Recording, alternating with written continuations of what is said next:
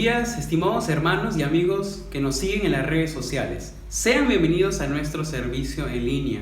Si el día de hoy has tomado un tiempo para poder escuchar este video, es un gozo poder compartir contigo esta alabanza. El día de hoy vamos a entonar una serie de himnos, pero antes me gustaría que podamos meditar en lo que dice el Salmo 95 y dice de esta manera: Venid, aclamemos alegremente a Jehová, cantemos con júbilo a la roca de nuestra salvación. Lleguemos ante su presencia con alabanza, aclamémosle con cántico, porque Jehová es Dios grande y Rey grande sobre todos los dioses. Porque en su mano están las profundidades de la tierra y las alturas de los montes son suyas. Suyo también es el mar, pues se lo hizo, y sus manos formaron la tierra seca. Venid, adoremos y postrémonos, arrodillémonos delante de Jehová, nuestro Hacedor. Si has tomado ese tiempo para poder adorar a Dios, que esta sea tu actitud, adorar a Dios con alegría, con gozo, sabiendo que Él es Dios sobre todos los dioses. Cantemos este himno, adoremos a Dios.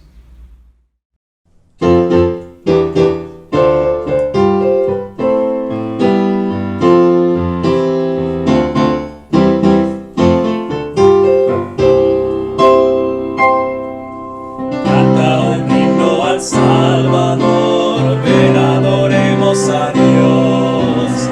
Puedes confiar en tu andar, ven adoremos a nuestro Dios. Sus obras muestran su esplendor, ven adoremos a Dios. Pronto vendrá y reinará, ven adoremos a nuestro Dios. Adoremos a Dios, solo a Dios. Ven, adoremos a Dios, a una voz, al trino Dios, himnos cantemos de corazón. Hijo del hombre, también de Dios, es vencedor el que se humilló.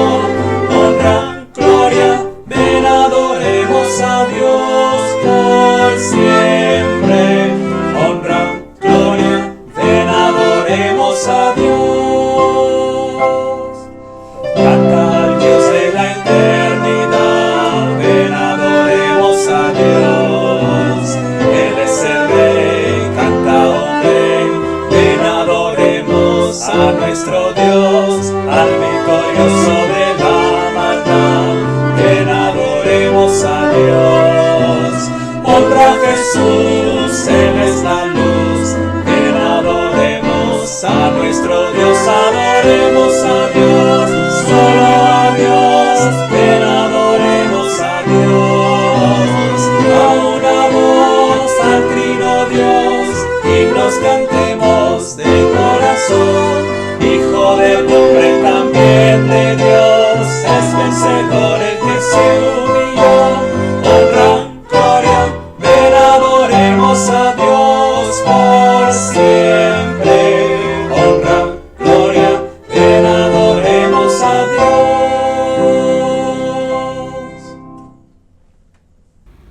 El día que Dios sacó al pueblo de Israel de Egipto, lo guió a través del desierto hasta llegar al Mar Rojo. Cuando el pueblo vio este obstáculo, clamó a Dios y Dios respondió por medio de Moisés. Dios demostró de una manera sorprendente su poder frente al pueblo, pero también frente al pueblo egipcio. Hermanos, después que la nación de Israel cruzó el Mar Rojo, Moisés compuso un cántico y el cántico dice de esta manera: Cantaré yo a Jehová porque se ha magnificado grandemente, ha echado en el mar al caballo y al jinete. Jehová es mi fortaleza y mi cántico, y ha sido mi salvación. Este es mi Dios y lo alabaré, Dios de mi Padre y lo enalteceré. Y casi al final del cántico, Moisés añade algo más.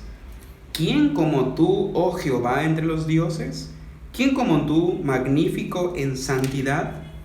Terrible en maravillosas hazañas, hacedor de prodigios. Y así describe Moisés el gran poder de nuestro Dios. Y quiero animarles a pensar en algo. Dios es el mismo de ayer y de siempre. Dios no cambia. Dios sigue siendo el Dios invencible. Estimado creyente, te animo a meditar en las letras de este cántico a continuación.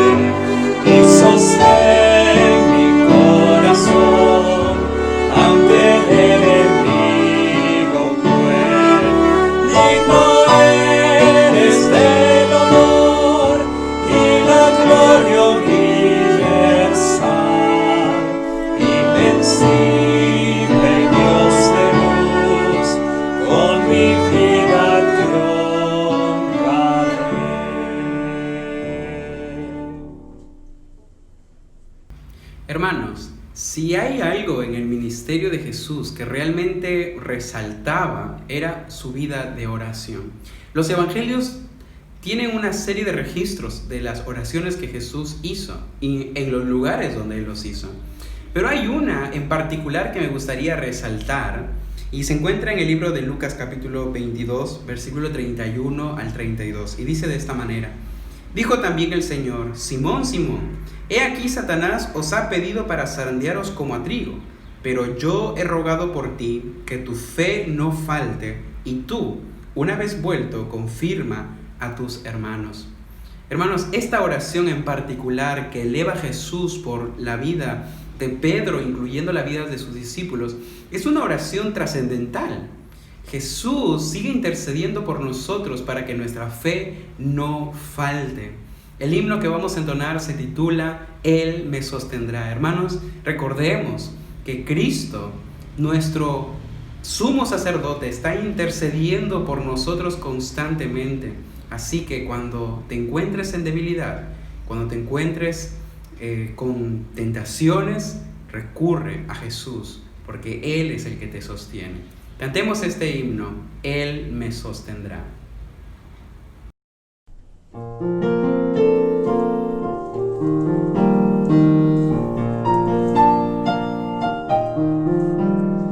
Si mi fe ha de caer, Él me sostendrá. En la tentación yo sé, Él me sostendrá. No podría estar de pie en la oscuridad, y si mengua aún mi fe, Él me sostendrá. Él me sostendrá. Él me sostendrá, pues me ama el Salvador. Él me sostendrá.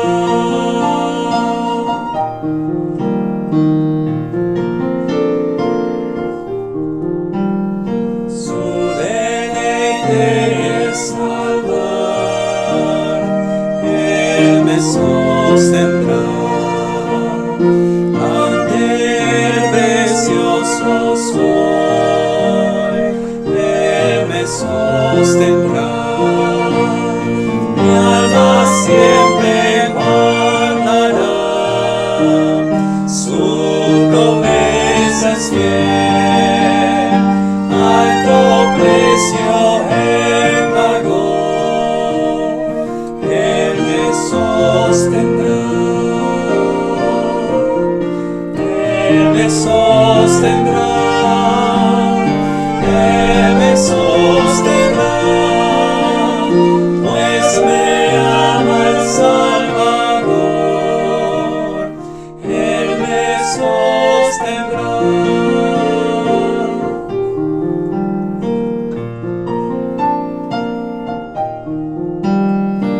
En la cruz murió por mí, Él me sostendrá. Su justicia me otorgó, Él me sostendrá. Yo al cielo ascenderé, Él me sostendrá. Cara a cara le veré al que me sostendrá. Él me sostendrá. Él me sostendrá, pues me ama el Salvador. Él me sostendrá. Él me sostendrá. Él me sostendrá, pues me ama el Salvador. Él me sostendrá.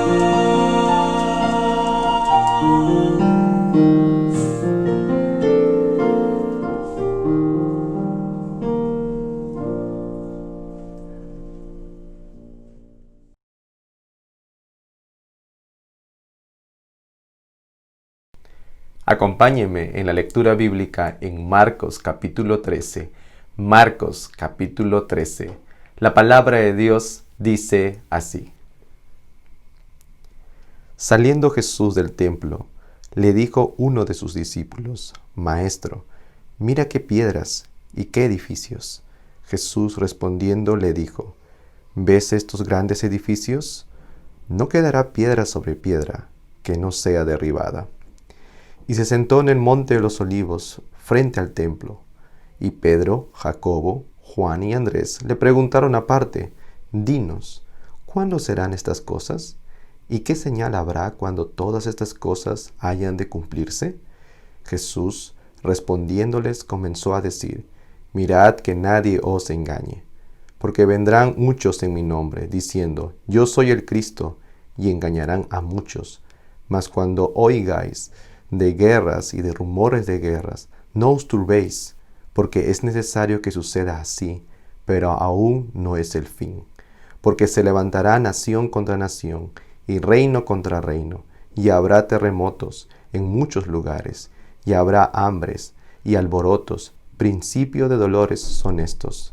Pero mirad por vosotros mismos, porque os entregarán a los concilios, y en las sinagogas os azotarán, y delante de gobernadores y de reyes os llevarán por causa de mí, para testimonio a ellos. Y es necesario que el evangelio sea predicado antes a todas las naciones. Pero cuando os trajeren para entregaros, no os preocupéis por lo que habéis de decir, ni lo penséis, sino lo que os fuere dado en aquella hora, eso hablad. Porque no sois vosotros los que habléis, sino el Espíritu Santo. Y el hermano entregará a la muerte al hermano, y el padre al hijo, y se levantarán los hijos contra los padres, y los matarán. Y seréis aborrecidos de todos por causa de mi nombre, mas el que persevere hasta el fin, éste será salvo. Pero cuando veáis la abominación desoladora de que habló el profeta Daniel, puesta donde debe estar el que lee, entienda, entonces los que estén en Judea huyan a los montes. El que esté en la azotea no descienda a la casa, ni entre para tomar algo de su casa. Y el que esté en el campo no vuelva atrás a tomar su capa. Mas ay de las que estén encinta, y de las que críen en aquellos días.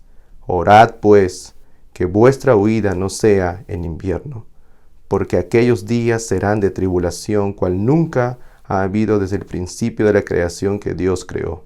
Hasta ese tiempo ni lo habrá. Y si el Señor no hubiese acortado aquellos días, nadie sería salvo.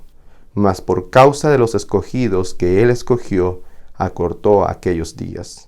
Entonces, si alguno os dijere: Mirad, aquí está el Cristo, o mirad, allí está, no lo creáis, porque se levantarán falsos cristos y falsos profetas, y harán señales y prodigios para engañar, si fuese posible, aún a los escogidos. Mas vosotros mirad, os lo he dicho todo antes. Pero en aquellos días, después de aquella tribulación, el sol se oscurecerá, y la luna no dará su resplandor, y las estrellas caerán del cielo, y las potencias que están en los cielos serán conmovidas. Entonces verán al Hijo del Hombre, que vendrá en las nubes con gran poder y gloria, y entonces enviará a sus ángeles, y juntará a sus escogidos de los cuatro vientos, desde el extremo de la tierra hasta el extremo del cielo. De la higuera aprended la parábola. Cuando ya su rama está tierna y brotan las hojas, sabéis que el verano está cerca. Así también vosotros, cuando veáis que suceden estas cosas, conoced que está cerca, a las puertas. De cierto os digo, que no pasará esta generación hasta que todo esto acontezca. El cielo y la tierra pasarán, pero mis palabras no pasarán. Pero de aquel día y de la hora nadie sabe, ni aun los ángeles que están en el cielo, ni el Hijo, sino el Padre. Mirad, velad y orad, porque no sabéis cuándo será el tiempo. Es como el hombre que yéndose lejos dejó su casa y dio autoridad a sus siervos, y cada uno su obra, y al portero mandó que velase. Velad, pues, porque no sabéis cuándo vendrá el Señor de la casa, si al anochecer, o a la medianoche, o al canto del gallo, o a la mañana, para cuando venga de repente, no os halle durmiendo. Y lo que a vosotros digo, a todos lo digo, velad.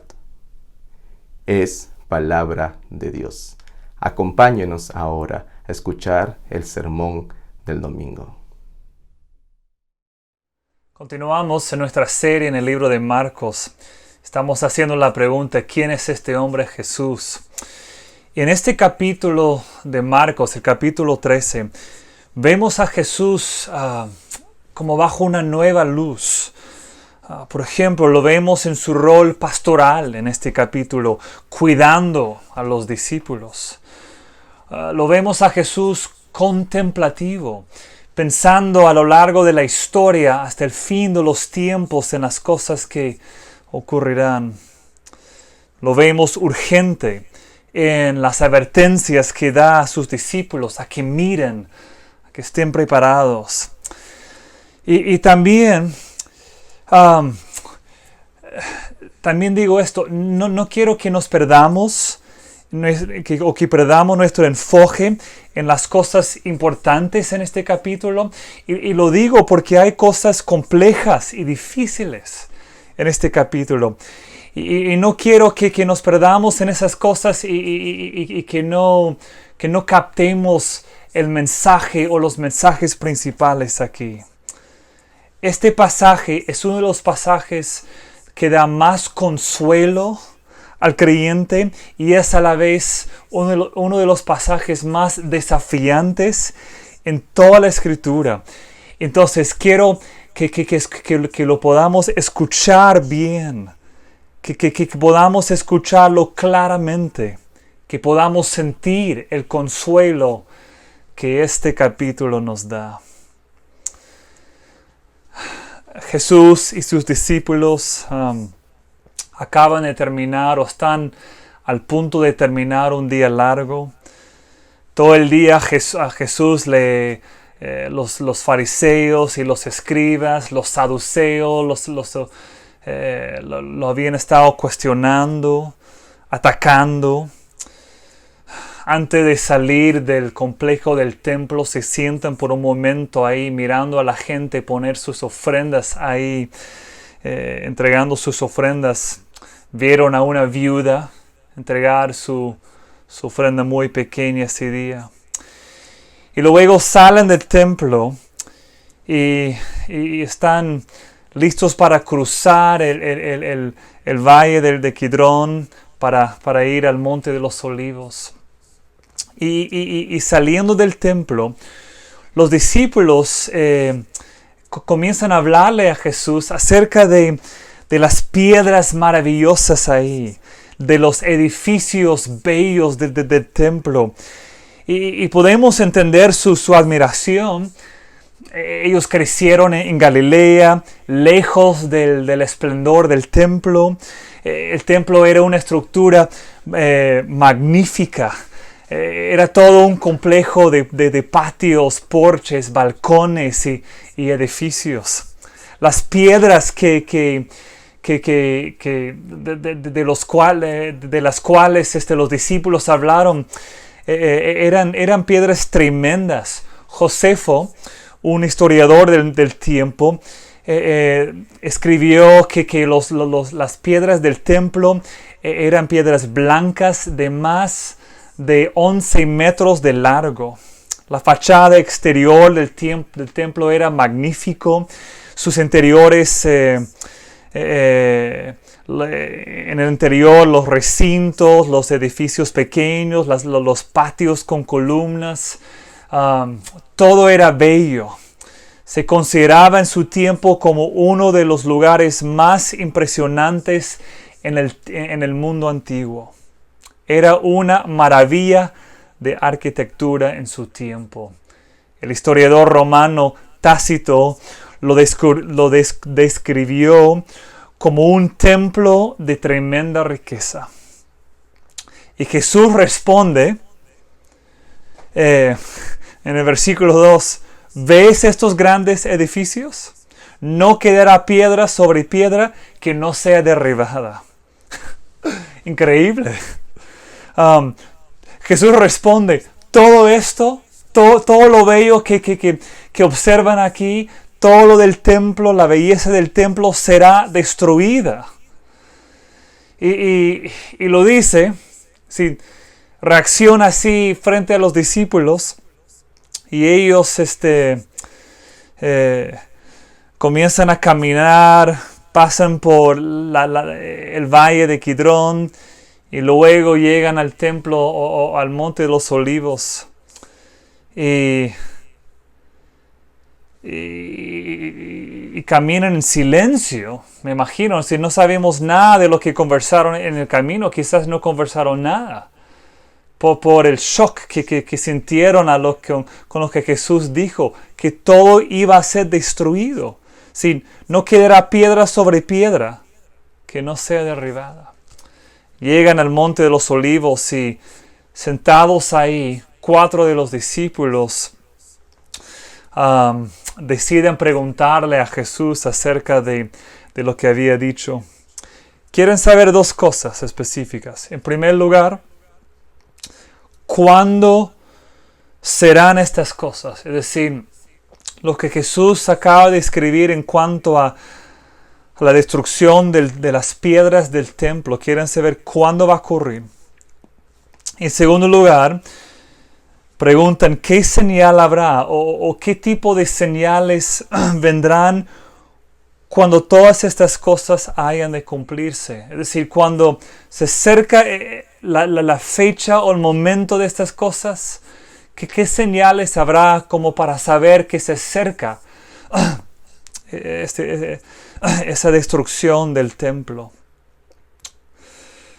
Pienso que los discípulos entendieron lo que Jesús describió como un acto de juicio sobre Israel por su rebelión contra Dios, y ellos que tenían conocimiento del Antiguo Testamento hubieran entendido que lo que Jesús hablaba, que tenía que ver con el juicio de Dios sobre Israel. Ahora, seguramente ellos pensaron que lo que Jesús describió, que iba a ser el fin del tiempo. Sí, ellos pensaron que como Jesús había venido, el Mesías venido, entonces cuando Dios viene para destruir el templo, que iba a ser ya al final de los tiempos, ¿sí? Que iba a ser el gran evento escatológico. Lo que no entendieron es que el templo iba a ser destruido unos 40 años después de esta conversación que Jesús tuvo con ellos, en el año 70 después de Cristo. Lo que no entendieron tampoco es que el juicio final no iba a ocurrir en el año 70, sino que iba a ocurrir, está por ocurrir todavía, muchos años después. Cuando el templo se destruyó en el año 70, ocurrió exactamente como Jesús había predicho. Por unos años los fanáticos judíos habían resistido al gobierno romano y ahí, después de mucho tiempo, los ejércitos romanos entraron a la ciudad y cuando entraron comenzaron a matar a todos. Se estima que más de 1 millón de judíos entraron a la ciudad buscando un refugio en la ciudad, pero cuando lograron tomar la ciudad, los romanos que comenzaron a matar a todos y muchos judíos murieron. Josefo dice que el complejo del templo fue totalmente destruido, tanto que ningún visitante que había llegado después a ese sitio, que hubiera sido imposible darse cuenta de que era un lugar habitado antes. Pero cuando Jesús habla con los discípulos ese día, ellos no saben de estas cosas. No saben cómo van a ocurrir estas cosas. Quieren saber. Entonces Jesús les habla a ellos acerca de la destrucción del templo y acerca del fin de los tiempos. Y les da unos consejos tremendos. Y quiero llamarlos consejos divinos para tiempos difíciles. Consejos divinos para tiempos difíciles. Específicamente son 3. En primer lugar, o el primer consejo es esto. Su consejo es que no malinterpretan los eventos perturbadores como que indican que el fin del mundo está cerca. Es decir, su consejo para ellos, para nosotros es que no malinterpretes los eventos perturbadores como que indican que el fin del mundo está cerca. Quiero leer con ustedes los versículos 5 al 8. Jesús respondiéndoles comenzó a decir: mirad que nadie os engañe, porque vendrán muchos en mi nombre diciendo: yo soy el Cristo, y engañarán a muchos. Mas cuando oigáis de guerras, de rumores de guerras, no os turbéis, porque es necesario que suceda así, pero aún no es el fin. Porque se levantará nación contra nación y reino contra reino, y habrá terremotos en muchos lugares, y habrá hambres y alborotos. Principios de dolores son estos. ¿Cómo debemos entender esto? No tenéis no tenéis los eventos perturbadores que él menciona. Guerras, rumores de guerras, naciones levantándose contra otras naciones, reinos contra otros reinos, terremotos en muchos lugares, hambres y alborotos. Notan ahí también las 2 advertencias que él da a sus discípulos. En el versículo es que no se turben. En el versículo 5 es que miren que nadie les engañe. Ahora, podemos entender por qué una persona estaría tan turbado con la ocurrencia frecuente de este tipo de eventos. Eso es entendible, es muy normal y natural. Y Jesús está diciendo a sus discípulos que no deben estar turbados cuando observan estas cosas. ¿Por qué? Porque Dios sigue en control. Y aquellas cosas son cosas necesarias, dice, como parte de su plan soberano. Por eso dice en el versículo 7 que es necesario que suceda así. Son cosas necesarias. Entonces, cuando vemos aquellas cosas, no debemos estar tan alarmados, tan turbados de corazón. Añado también que es algo normal que la gente sea engañada en tiempos así, específicamente por líderes dinámicos, o en el caso de aquellos tiempos de pretendientes mesiánicos. Sí, hubo en el primer siglo distintos tiempos de crisis, hombres que juntaban seguidores a sí mismos, que eran mesías falsos. Eran hombres que surgían en tiempos de crisis y que daban afirmaciones falsas de deidad. Ahora, pregunto esto: ¿por qué los discípulos se inclinarían a turbarse o engañarse en tiempos de eventos así? Y la razón es que naturalmente asociarían aquellos eventos con el fin del mundo. Es decir, eventos perturbadores, para ellos era fácil relacionarlos, era normal relacionarlos con el fin del mundo. Por eso en el versículo 7 Jesús dice que es necesario, pero aún no es el fin. Mira bien el versículo 7 cómo termina, pero aún no es el fin. Su punto es que cuando ocurran estas cosas, que no debemos necesariamente relacionarlos con el fin del mundo.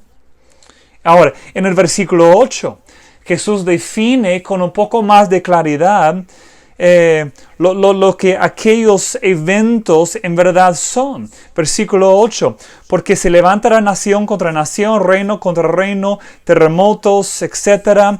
Y mira al final, principio de dolores son estos.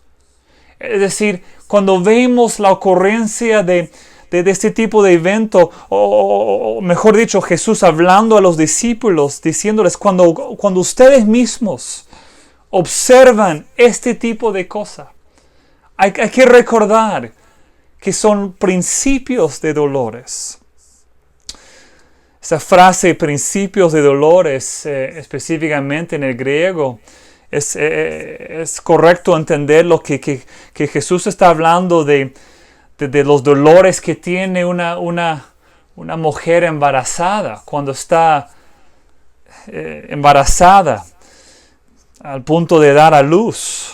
En Romanos 8, Pablo describe a la creación de esta manera, que la creación gime con dolores de parto. ¿En qué sentido? Porque busca esa libertad de la esclavitud de la misma creación. Entonces, ¿qué está haciendo Jesús aquí? Está consolándoles que cuando el mundo experimenta eventos perturbadores como guerras, como terremotos, como hambres, que no son indicaciones de que necesariamente de que el fin del mundo esté cerca. Son recordatorios de que el mundo mismo está en la búsqueda de salir de la maldición en la cual el mundo se encuentra hasta el fin del mundo. El mundo mismo busca su propia renovación como un nuevo nacimiento. Habrá nuevos cielos, una nueva tierra. Pero hasta ese tiempo, no debemos ver las señales como indicaciones de que el fin del mundo esté cerca. Son principios de dolores. Nos encontramos hoy en día en esta pandemia del coronavirus, en tiempos perturbadores. Una pandemia como nunca hemos experimentado en nuestras vidas. Ha afectado a todo el mundo. Los temores abundan. Así que hoy, más que nada, necesitamos las palabras de Jesús. No debemos considerar que el fin del tiempo esté cerca. No es correcto llegar a esa conclusión. No debemos estar perturbados en nuestros corazones. No debemos estar engañados, guiados en esta dirección, otra dirección, sino que Dios nos está llamando a vivir fieles en la vida cristiana. En eso consiste el primer consejo de Jesús aquí. Pero hay un segundo consejo que Él da. Y esto lo vemos a partir del versículo 9, y es que debemos perseverar en la fidelidad a pesar de la persecución, mientras nos aferramos a la misión del Evangelio. Otra vez, debemos perseverar en la fidelidad a pesar de la persecución, mientras nos aferramos a la misión del Evangelio. Quiero leer los versículos 9 al 13. Pero mirad, dice Jesús, por vosotros mismos, porque os entregarán a los concilios, y en las sinagogas os azotarán. Delante de gobernadores y de reyes os llevarán por causa de mí para testimonio a ellos. Y es necesario que el Evangelio sea predicado antes a todas las naciones. Versículo 11. Pero cuando os trajeren para entregaros, no os preocupéis por lo que habéis de decir, ni lo penséis, sino lo que lo que os fuere dado en aquella hora, eso hablad, porque no sois vosotros los que habláis, sino el Espíritu Santo. Y el hermano entregará la muerte al hermano, y el padre al hijo, y se levantarán los hijos contra los padres, y los matarán, y seréis aborrecidos de todos por causa de mi nombre. Mas el que persevere hasta el fin, éste será salvo. Los eventos que Jesús describe aquí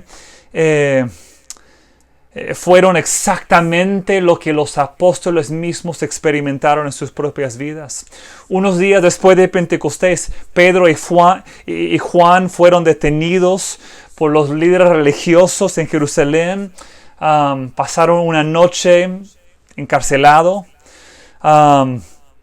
Fueron advertidos que no sigan hablando en el nombre de Jesús.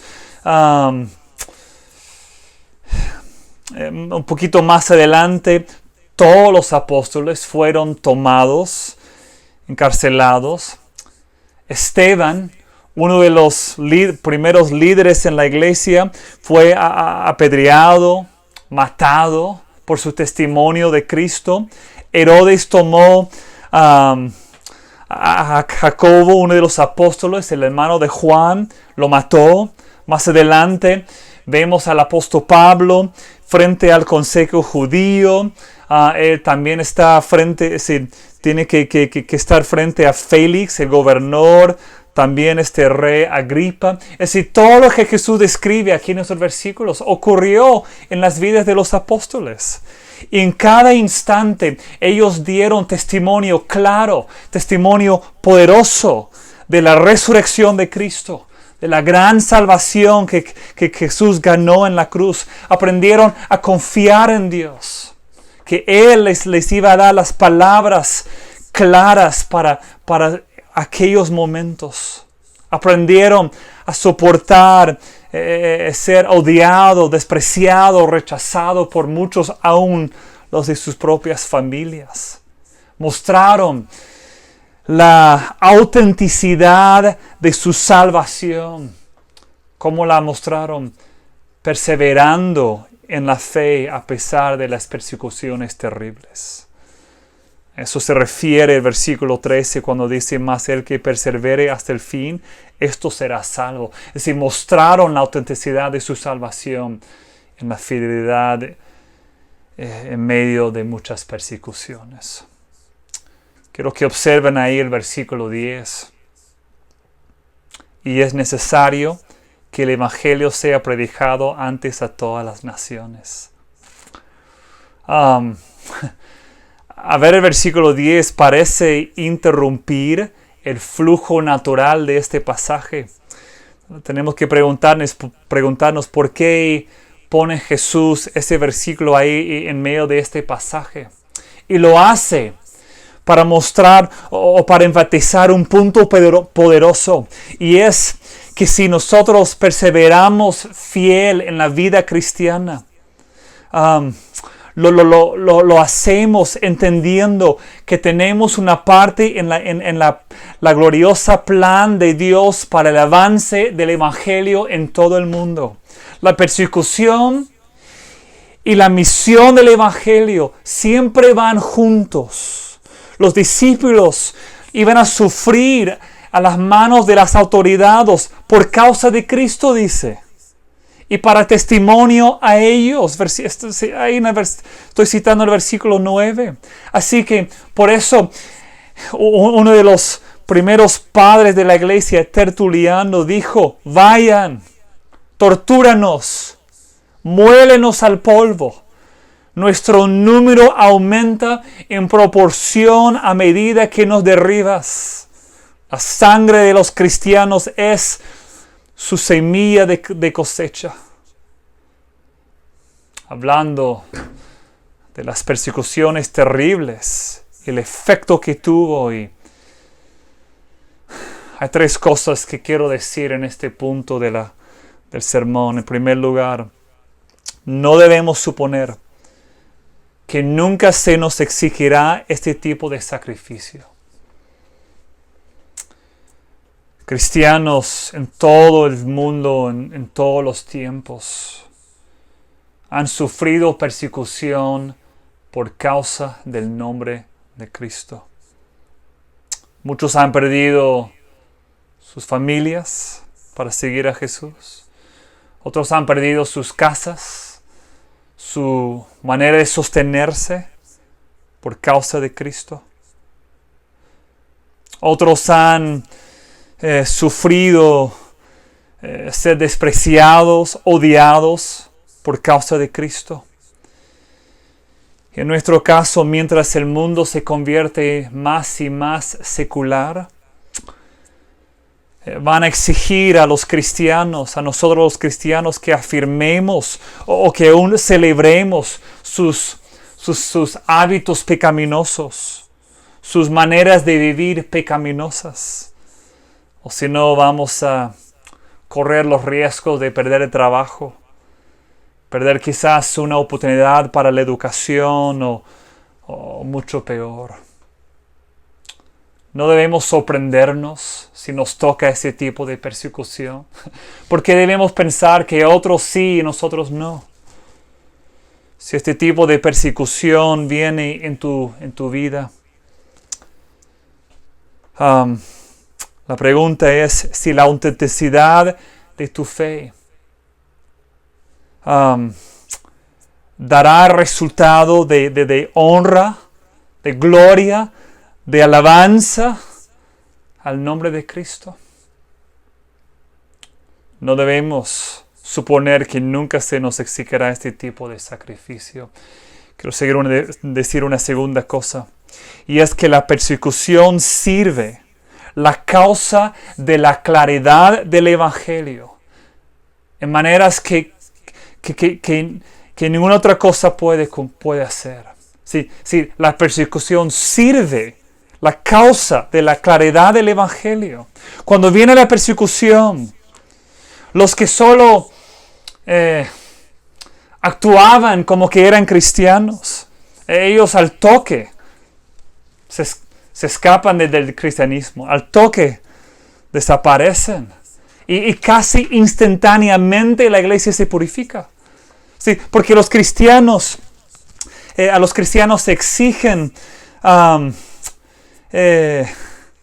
decir o mostrar si realmente creen el Evangelio de Jesucristo. Porque ahora los cristianos tienen que preguntarse a sí mismos si realmente creen en el Evangelio, porque ahora cuesta algo seguir a Cristo.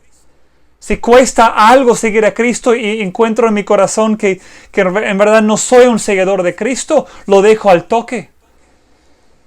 Así que el mensaje del Evangelio y los que genuinamente lo crean, a ellos van a estar puestos en un lugar aparte. Y va a ser muy claro lo que son las demandas del Evangelio y quiénes son sus seguidores verdaderos. En tercer lugar, quiero decirles esto: que debes entregarte a la misión del Evangelio.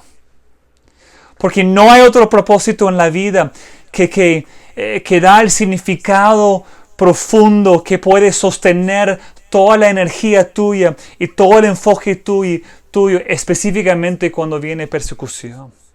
Jesús nos dice que vendrá persecuciones. Pero por medio de nuestra perseverancia, el Evangelio comenzará a llegar a las naciones. El versículo 10 es clave. Te pregunto, ¿qué es lo que te levanta en la mañana? ¿Qué es lo que te sostiene durante el día? Y si es algo menos, algo aparte de Dios y el Evangelio, vas a marchitar bajo la presión de la verdadera persecución cuando viene. Es decir, encuentra tu propósito más profundo en la misión del Evangelio. Cuenta el Evangelio a otros. Vive las ramificaciones del cambio del Evangelio en tu propia vida frente a otros. Encuentra en esa misión tu misión principal en la vida. Así que Jesús da un segundo consejo a sus discípulos, a nosotros. Y es que debemos perseverar en nuestra fidelidad a pesar de las persecuciones que Dios permite y así aferrarnos a la misión del Evangelio. Pero hay un tercer consejo y quiero mostrárselo. Y es que debemos recordar que Jesús cuida a los suyos. Quiero leer con ustedes los versículos 14 al 23. 14 al 23. Pero cuando veáis la abominación desoladora de que habló el profeta Daniel, puesta donde no debe estar, el que lee entienda.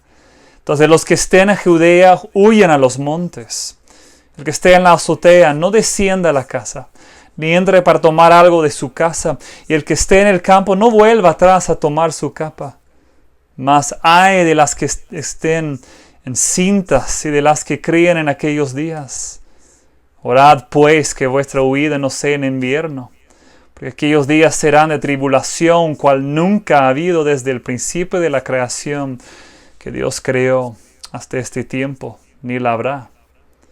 Y si el Señor no hubiese acortado aquellos días, nadie sería salvo. Mas por causa de los escogidos, que Él escogió, acortó aquellos días. Entonces, si alguno os dijere, mirad, aquí está el Cristo, o mirad, ahí está, no le creáis, porque se levantarán falsos cristos y falsos profetas, y harán señales y prodigios para engañar, si fuese posible, a uno de los escogidos. Mas vosotros mirad, os lo he dicho todo antes. Ahora, en este punto de la narrativa, la cosa se pone un poco más difícil de discernir, específicamente discernir los tiempos aquí a los que Jesús se refiere. Algunos dicen que toda esta sección de versículos describe los años antes del año 70.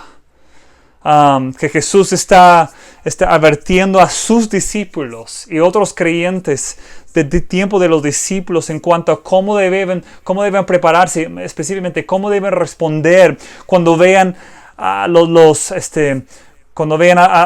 ejércitos romanos ahí alrededor de Jerusalén.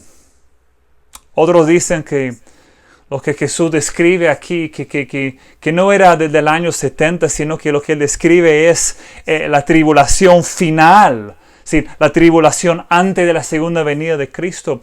Otros marcan una división después del versículo 18 y dicen que del 14 al 18 Jesús está describiendo los eventos en el tiempo de la destrucción del templo, la destrucción de Jerusalén en el año 70, y que a partir del versículo 9 hasta el 23, que Jesús tiene en su perspectiva ahí la tribulación final.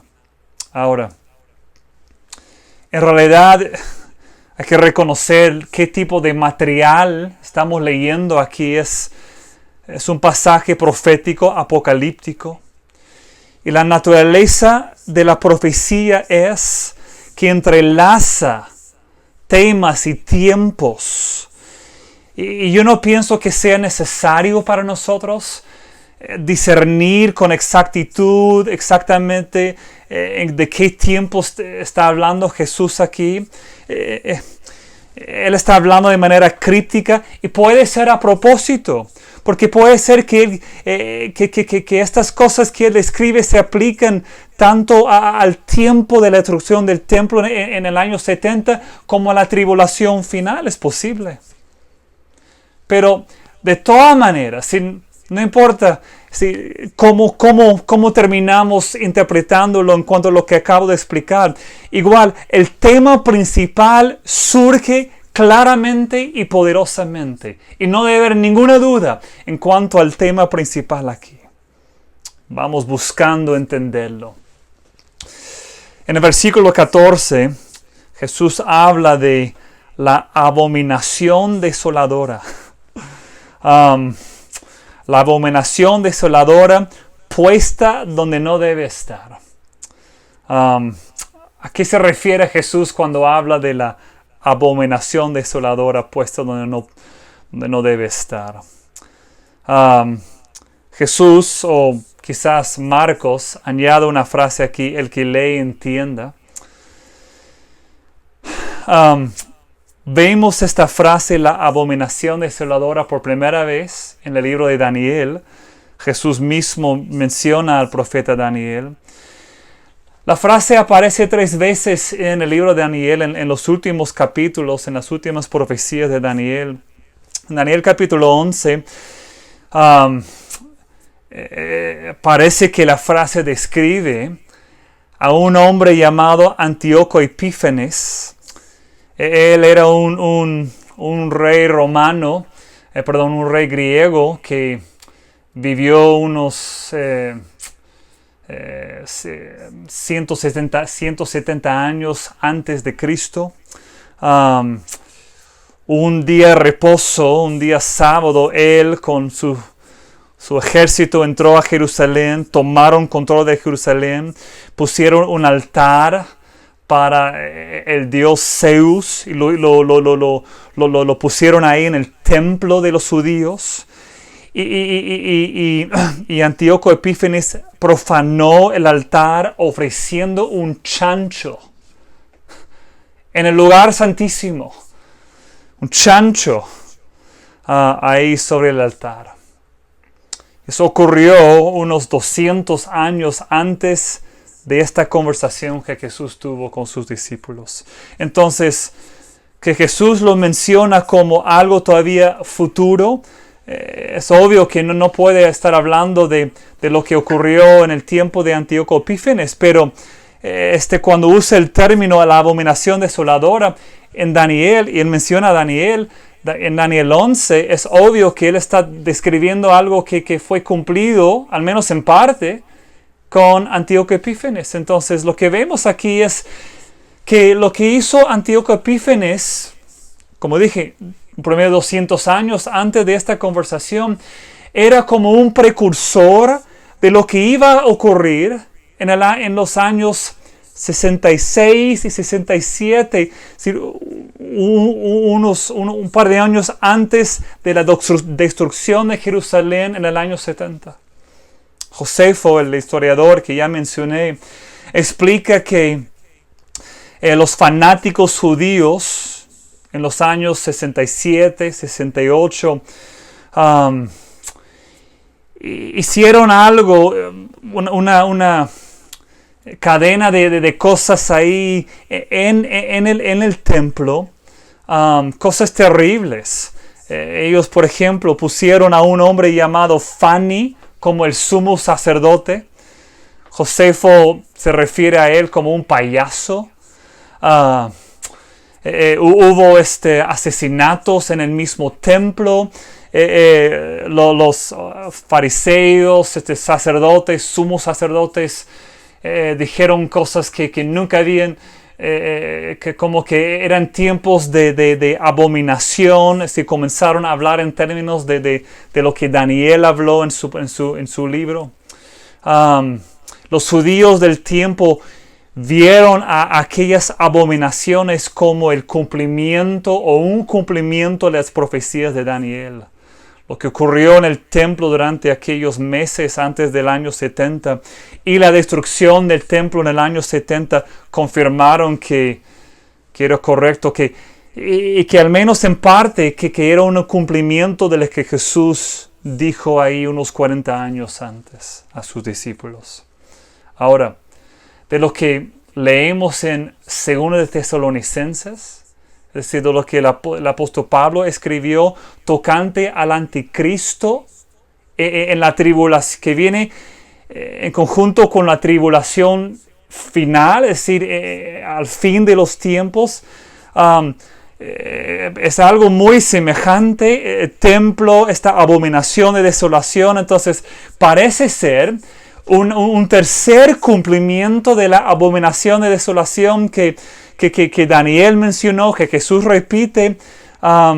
Entonces, si Jesús está hablando a sus seguidores específicamente de lo que iba a ocurrir en el año 70, o si está hablando de lo que va a ocurrir todavía el fin de los tiempos, o si está hablando de ambas cosas. Igual podemos llegar a una conclusión aquí, que Él habla de estas cosas porque cuida de los suyos. Es decir, Él les anticipó a ellos y a nosotros, creo yo, nos anticipa de lo que habrá de venir en la gran tribulación. ¿Por qué?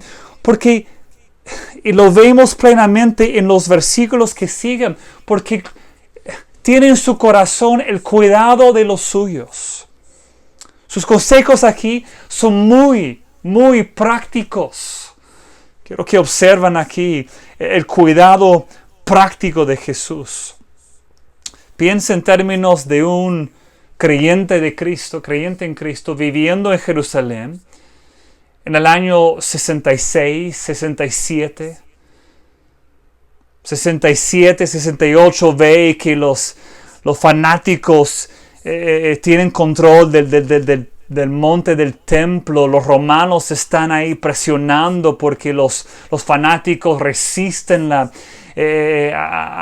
gobernado de los romanos, y un creyente judío viviendo ahí, observando las cosas que ocurren, o ven que los ejércitos de los romanos se acercan poco a poco a la ciudad, y es obvio que en algún momento van a entrar para totalmente destruir a los fanáticos, y uno recuerda, el creyente recuerda lo que Jesús dijo.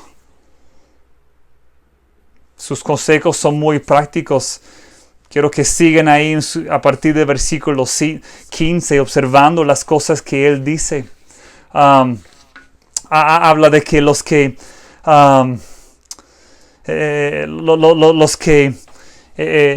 están en sus azoteas, que no descienden a la casa, sino que huyen. Los que están en el campo, que no regresan a sus casas, sino que huyen por su propia seguridad. En el versículo 17 vemos el cuidado de Jesús para las mujeres, específicamente las mujeres que están embarazadas y mujeres con niños pequeños. Imagínate tener esa necesidad de huir de tu casa, de tu ciudad, sin previo aviso. Y si estás embarazada o con niños pequeños, peor. Jesús tuvo en su corazón a aquellas mujeres. Mira, siente el cuidado que Jesús tiene para los suyos. Comenzando en el versículo 20, vemos que Jesús no permitió que este tipo de destrucción que no siguió indefinidamente, sin tener un fin. ¿Por qué? Por causa de sus escogidos. 2 veces habla de sus escogidos. ¿Sí? Los que pertenecen a Jesús pueden confiar que siempre Jesús cuida de los suyos. Aun si nos llama a sufrir, aun si nos llama a sufrir persecución, si pertenecemos a Él, si somos suyos, nada ni nadie nos puede separar de su amor. Lo que Jesús nos da aquí es un consejo divino. Son consejos divinos en cuanto a cómo los creyentes debemos vivir en tiempos de angustia y agitación. No debemos malinterpretar los eventos perturbadores.